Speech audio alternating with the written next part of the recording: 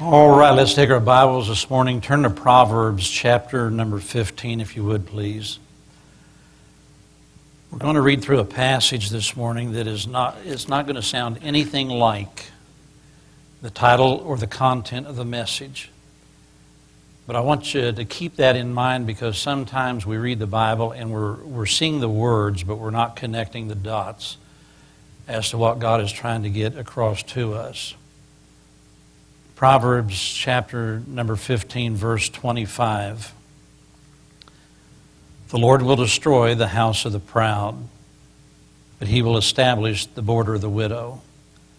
The thoughts of the wicked are an abomination to the Lord, but the words of the pure are pleasant words. He that is greedy of gain troubleth his own house, but he that hateth gifts shall live.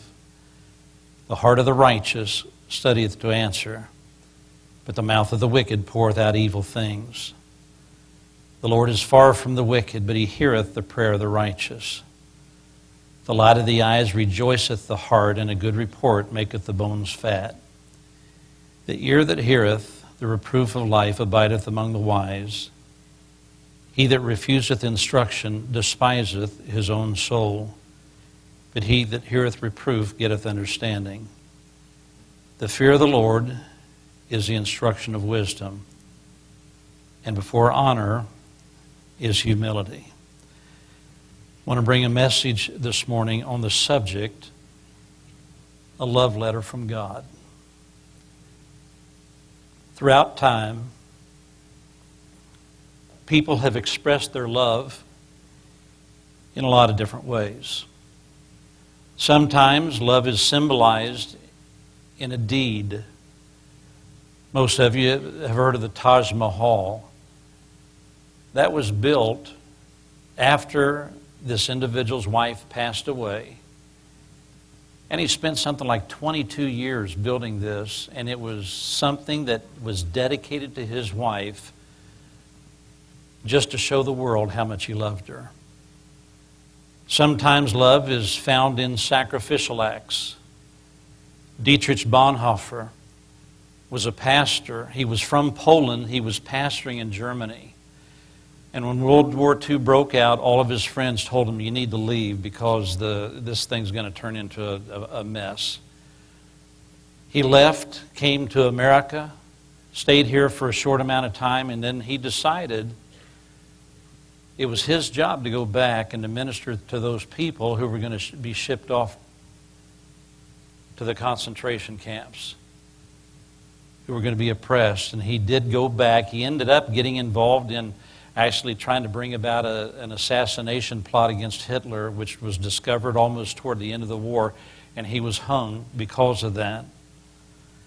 But of the many ways that love is expressed, I personally believe that one of the best is when love is expressed by words in writing. One of the sweetest love letters that I've ever had the joy of reading is one that was written by Major Sullivan Ballou to his wife, Sarah. The Civil War had just begun. Major Ballou was camped outside of Washington, D.C. The very first major battle was about to take place, the first Battle of Bull Run. At this battle, high society turned out. They brought with them chairs to sit on top of a hill to watch the battle. That was their entertainment. They brought with them picnic baskets, because this was going to be something that, boy, we're going to tell our grandkids about this. And so they were all set up to watch this magnificent battle take place, the first major one. And the common thought was, this thing's only going to last maybe a couple of weeks. I mean, how in the world could it go beyond 6 months at the longest? And as the battle was being fought, it turned into a major rout for the Confederates. It was a beat down on the Yankees, and it sent a very strong message that this thing is not going to be over anytime soon. 1 week before the battle began, Major Ballou wrote this letter to his wife. My very dear Sarah, indications are very strong that we shall move in a few days, perhaps tomorrow. Lest I should not be able to write you again, I feel impelled to write a few lines that may fall under your eye when I shall be no more. I have no misgivings about or lack of confidence in the cause in which I am engaged, and my courage does not halt or falter. I know how strongly American civilization now leans upon the triumph of government, and how a great debt we owe to those who went before us through the blood and suffering of the Revolution. And I'm willing, perfectly willing, to lay down all my joys in this life to help maintain this government and to pay that debt. Sarah, my love for you is deathless. It seems to bind me with mighty cables that nothing but omnipotence can break. And in my love of country comes over me like a strong wind and bears me irresistibly on with all those chains to the battlefield. The memories of all the blissful moments I have spent with you come crowding over me, and I feel most deeply grateful to God and you that I have enjoyed them so long, and how hard it is for me to give them up and to burn to ashes the hopes of future years, when, God willing, we might still have lived and loved together and seen our boys grow up to honorable manhood around us.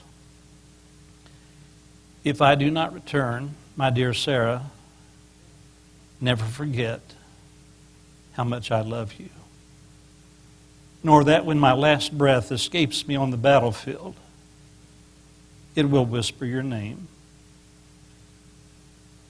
Forgive my many faults and the many pains I've caused you. How thoughtless, how foolish I have oftentimes been.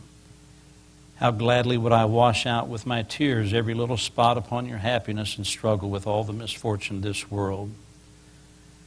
But, oh, Sarah, if the dead can come back to this earth and flit unseen around those they loved, I shall always be near you in the brightest day and the darkest night. Always. Always. And if the soft breeze fans your cheek, it shall be my breath. Where the cool air cools your throbbing temples, it shall be my spirit passing by. Sarah, do not mourn me dead. Think I am gone and wait for me. For we shall meet again. Sullivan Ballou was a 32-year-old lawyer before the war started. When President Lincoln asked for volunteers, he chose to do so. He died just 2 weeks after writing this letter.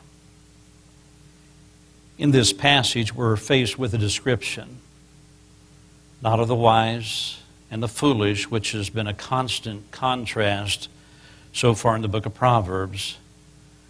But in this passage, God is revealing something else to us, and that is himself.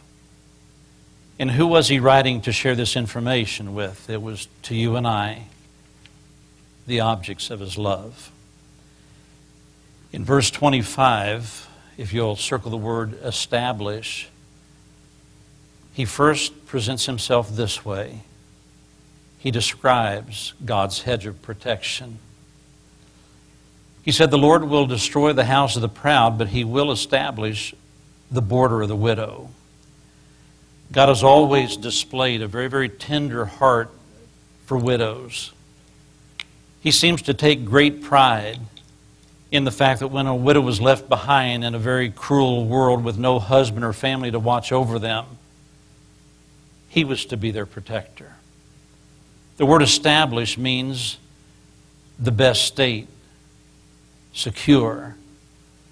God is here giving his word that when a godly widow has been left to fend for herself, he will put his arms around her and watch over her and keep her secure.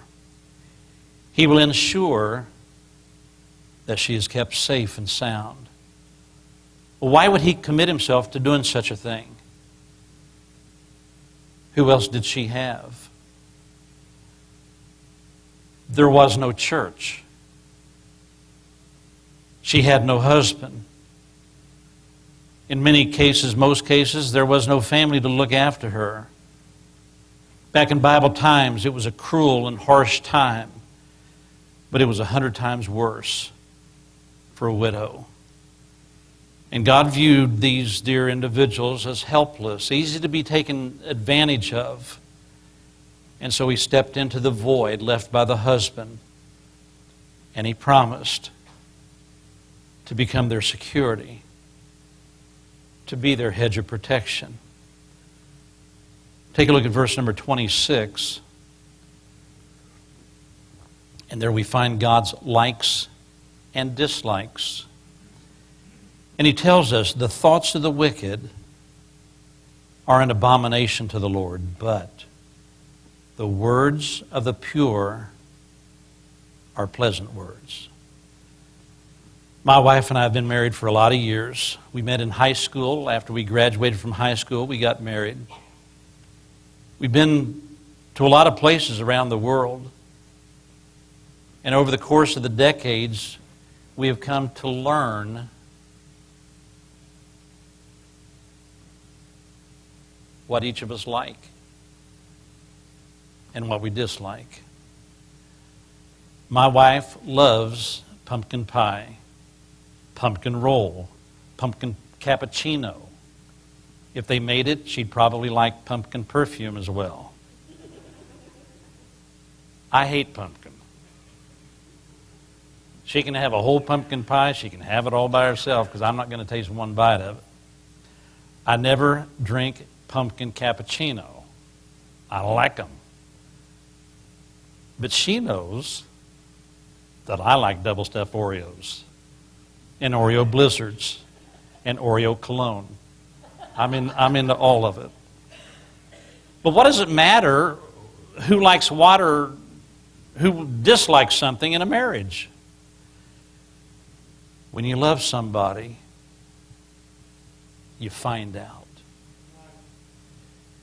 You find out what they like and what they enjoy so that you can spoil them.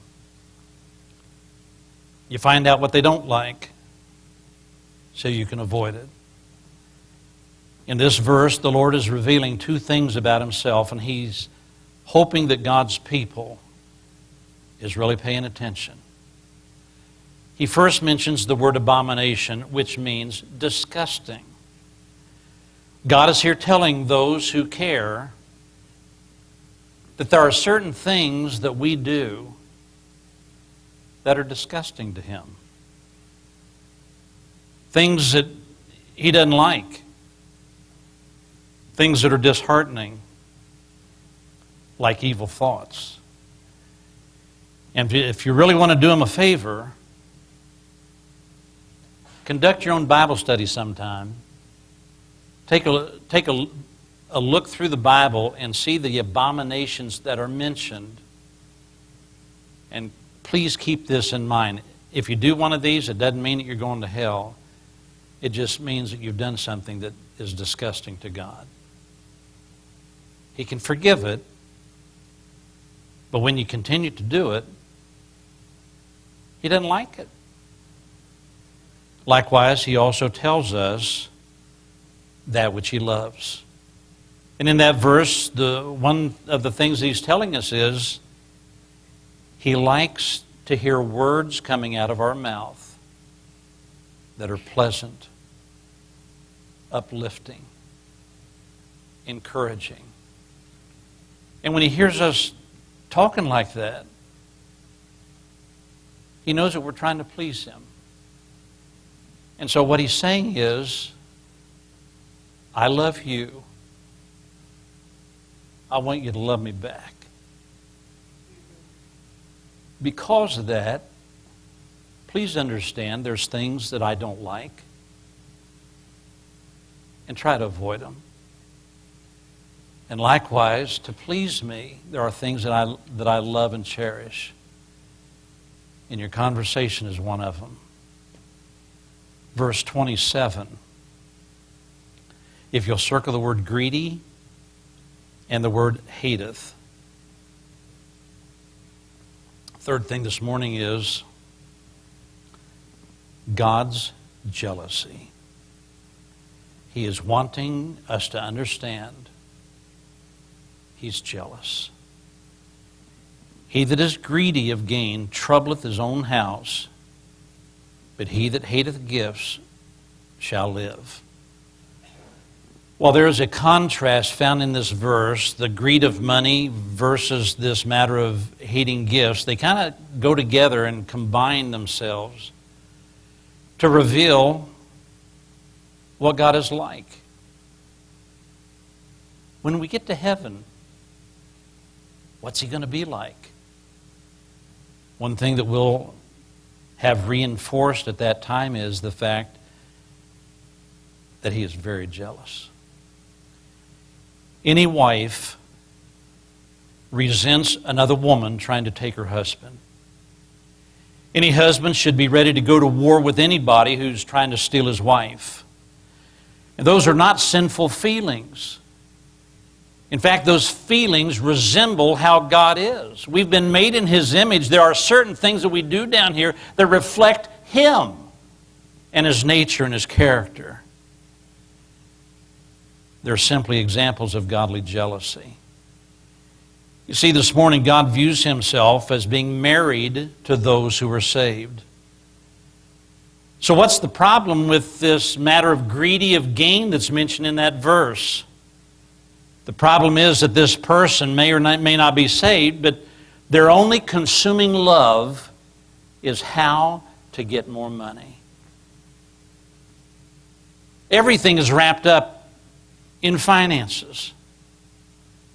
Everything is in a profit and loss view. Their joy is measured in how much money they made or how much they have set aside. They might be saved, they may go to church every week, but the only thing that motivates them in life is getting more money. And that's not saying that they don't love their wife. It's not saying that they're a bad father and they don't love their kids. It's simply saying that they love money more than wife or family. And God looks at that kind of a person. And He's asking, what about me? Where do I fit into your life? Something has come between he and his spiritual mate, and he doesn't like it. He's jealous. Money is making him jealous. He wants to be the object of that individual's love and passion. But money has stolen that passion from him. He now feels like an outcast. And what about the matter of hating gifts in this verse? Gifts are enjoyable to receive, but they complicate things. Christmas time is a time of giving and receiving.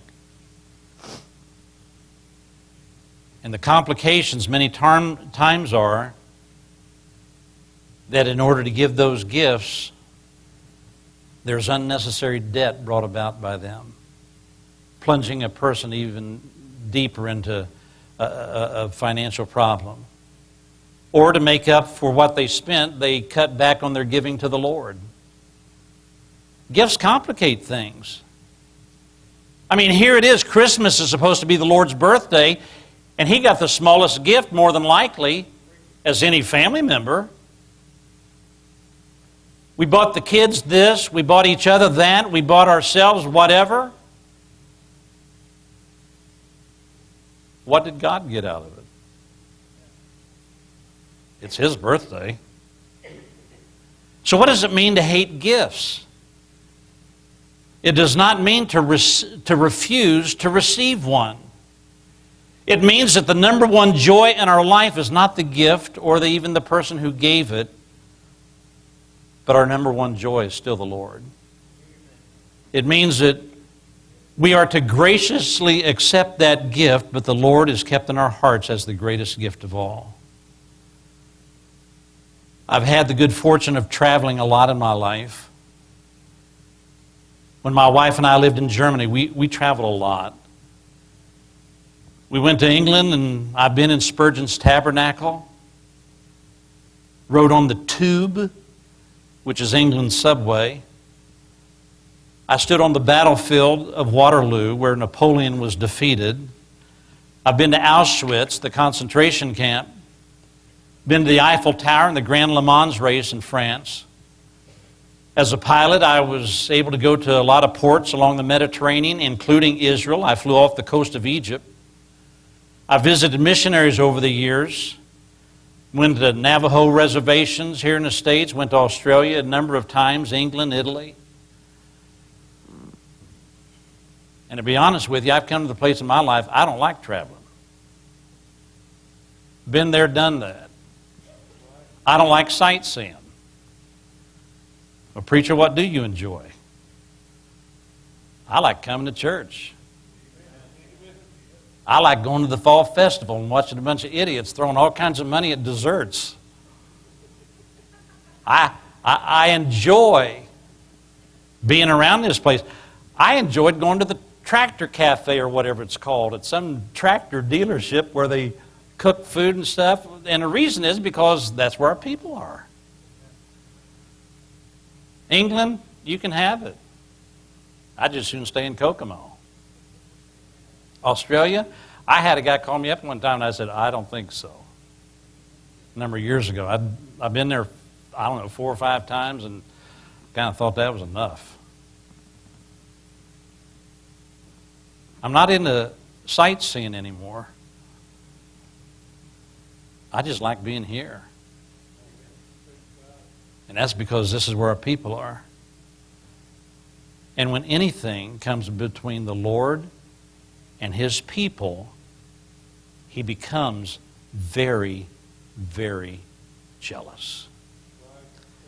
Verse number 28, if you circle the heart and the mouth in that verse, a fourth thing that God is revealing about Himself is God's judgment. The heart of the righteous studieth to answer, but the mouth of the wicked poureth out evil things. Here's another contrast between the heart of a good person and the mouth of a bad person. And they, again, both combine to reveal something that God wants us to know about Him. The mouth of a wicked person will spew a lot of hurtful, sinful things that one day they're going to regret. But a good person with a good heart will allow their words to be chosen much more carefully. So what does that have to do with God? In Matthew chapter 12, verse 36, it says, But I say unto you, that every idle word that men shall speak, they shall give account thereof in the day of judgment. For by thy words thou shalt be justified, and by thy words thou shalt be condemned. Another way that we can display our love to God is by trying to be extra careful about the words that we choose and how we use them. Verse 29, if you'll circle the word far and heareth, here we find God's inner circle. The Lord is far from the wicked, but He heareth the prayer of the righteous. There are times in a person's life when they are laid so low by an event that they can't even talk. When a person has had their heart broken, words don't come very easily. And usually those words taper off when the tears begin to flow. A couple of days ago, I was talking to a man that I've known for probably close to 10 years. And during our conversation, he mentioned the fact that he had just gotten back the previous Sunday from his son's funeral. And I knew the son. I told him, I said, I'm sorry, I didn't even know that he passed away. And he said, yeah. He said that his son's girlfriend had gotten mad at him And when the son went out into his dad's shed to get something out of the shed, the girlfriend came up behind him and shot him in the head. His son died there on his property. I was horrified. It was just mind-blowing. And so I told him that I was very sorry. And I knew that it was a heartache for him. And that's when the voice began to quiver. The words tapered off, and that's when the tears began to flow. It's when a person's heart is broken that God gets close enough to hear not just the words, but He can hear that which is in our hearts as well. In Lamentations chapter 3, verse 56, thou hast heard my voice. Hide not thine ear at my breathing, at my cry. And Jeremiah was expressing the fact that he knew how much God loved him. And even though there was a tragedy now in his life that was breaking him, there were times in Jeremiah's life he couldn't even speak. He was so burdened. He was so grieved. And so he's telling God, I know that you can hear my words, but when I can no longer speak, I know that you can hear my whimpering and my sobbing. Is God willing to be that comforting to everybody? The answer is no. He tells us that He has chosen to keep His distance from those individuals who are bent on evil. But when a person has decided to pay the price to get to know Him, and that individual wants to please Him and to fall in love with Him as their first and foremost love, that's when they have just made it into the inner circle. And that's when He doesn't remove the heartache. He just draws that person close, listening to every word. And then when they're crushed to the point when they can no longer speak, God then listens to every sob, every whimper, and then He wipes the tears away and He keeps them in a bottle in heaven, the Bible tells us. Verse number 30. If you'll circle the word light. Something else God is revealing to us is God's longing for us. And He says, the light of the eyes rejoiceth the heart, and a good report maketh the bones fat. The light of the eyes is an expression that basically means to see something, and when you see it, you're so excited about it, you just kind of come alive. It's something that has a wow factor to it. When you give a gift to somebody, you can tell when you've hit a home run with it. Their countenance, their whole expression changes because they love it. And for you, that is so gratifying. When you say just the right words, and those words are comforting or uplifting or encouraging, and you can see the countenance, the expression on that person's face has changed because they're so grateful because of what you said. It makes you feel good. What God is revealing in this verse is that's how He wants to be seen in our lives and by us. He wants to be seen by us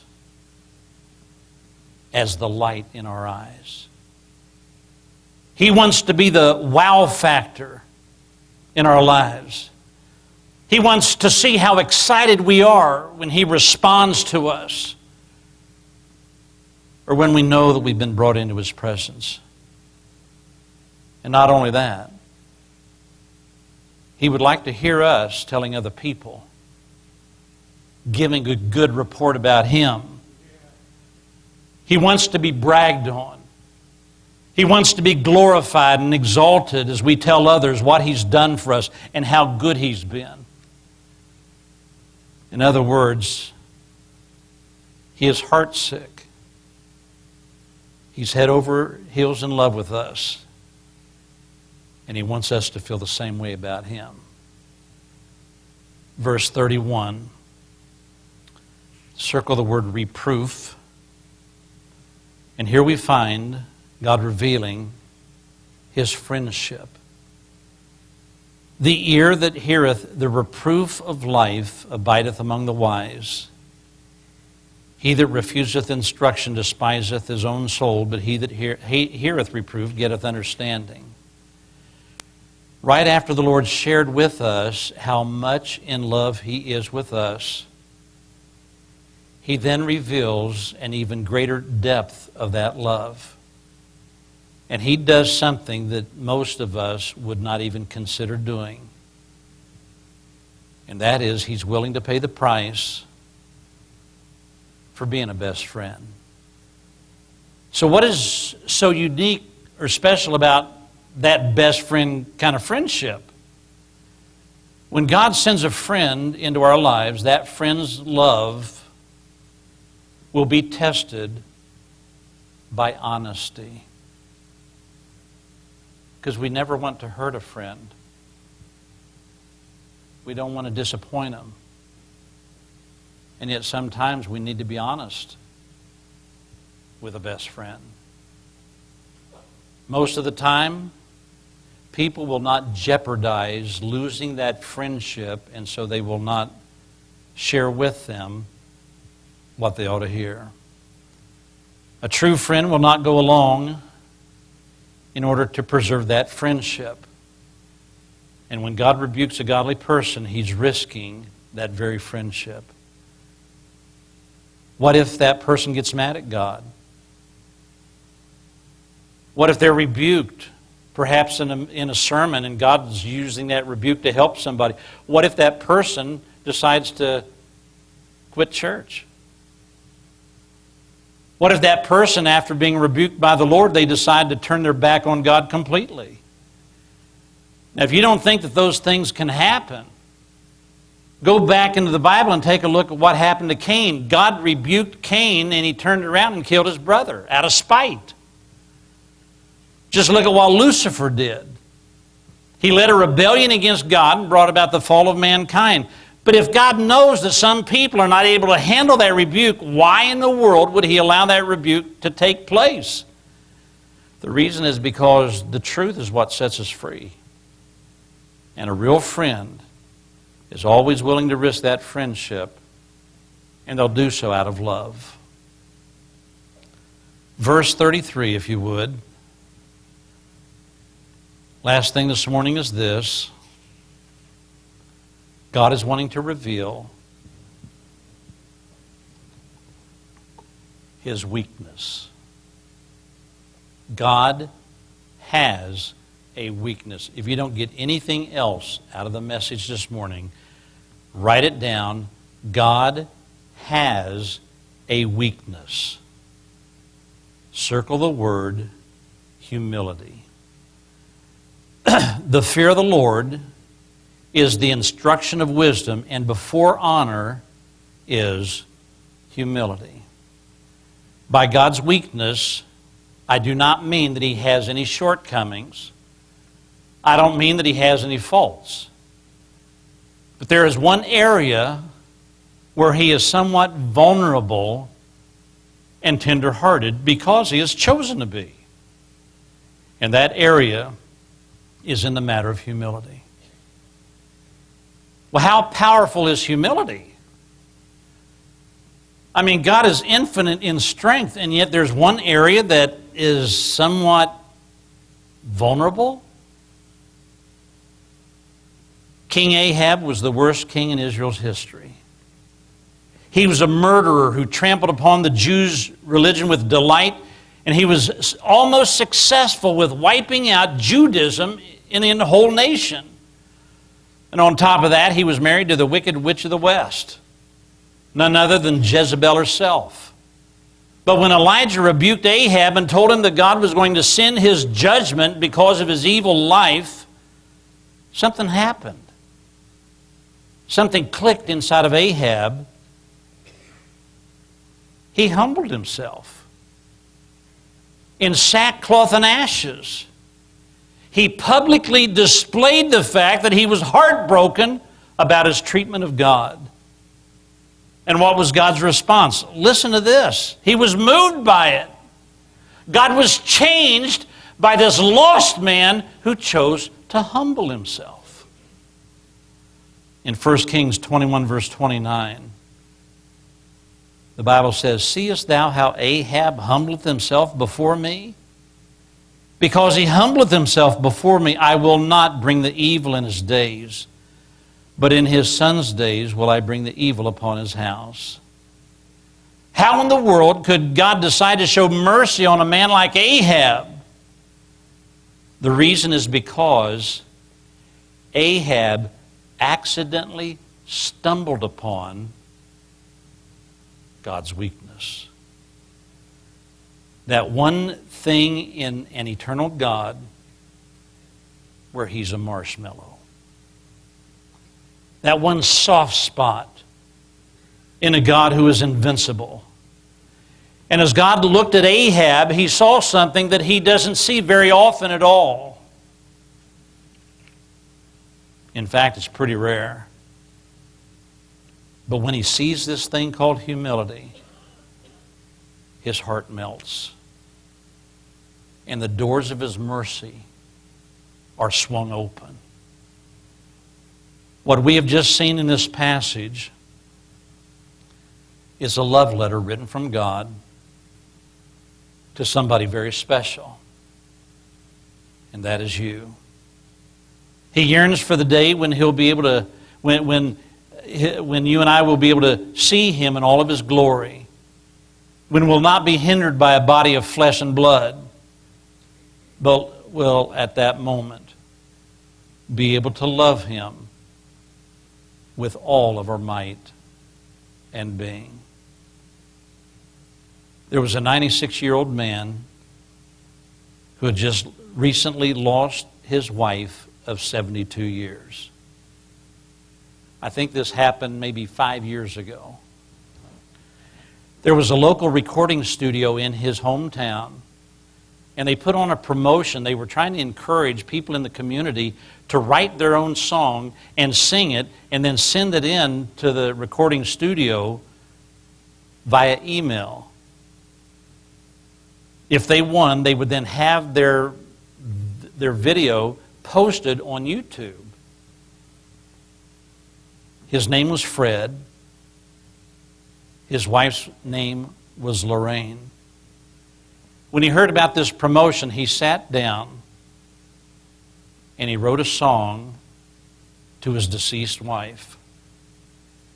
And in this song, he wrote about how special their love was. They were married for 72 years.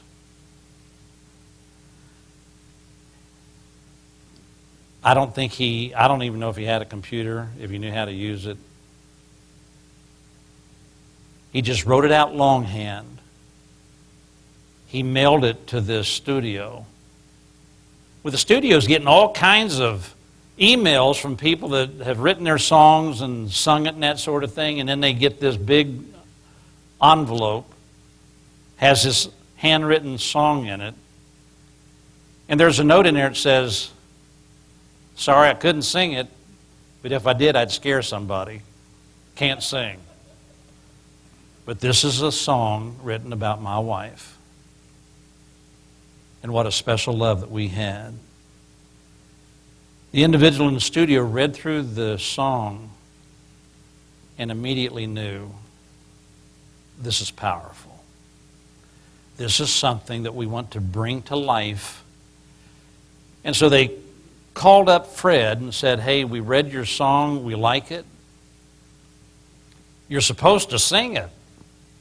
Not just write it, you're supposed to write it and sing it. But we understand what you're saying, and so the song is so special We're going to have a professional singer sing it. We're going to put it to professional music. And he said, well, that sounds wonderful, but how much is that going to cost? He said, it's not going to cost anything. So they put that song together, went over to Fred's house, and they sang it to Fred to get his reaction.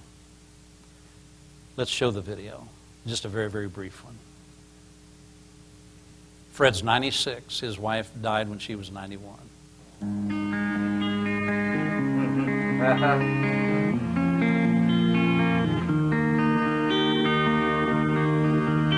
Oh, sweet Lorraine, I wish we could do all the good times over again. Oh, sweet Lorraine, life only goes around once, but never again. Oh, sweet Lorraine, I wish we could do all the good times over again. The good times, the good times, the good times all over again. The good times, the good times, the good times all over again. But the memories always linger on. Oh, sweet Lorraine, no, I don't want to move on. Oh, the memories always linger on. Oh, sweet Lorraine, that's why I wrote this song.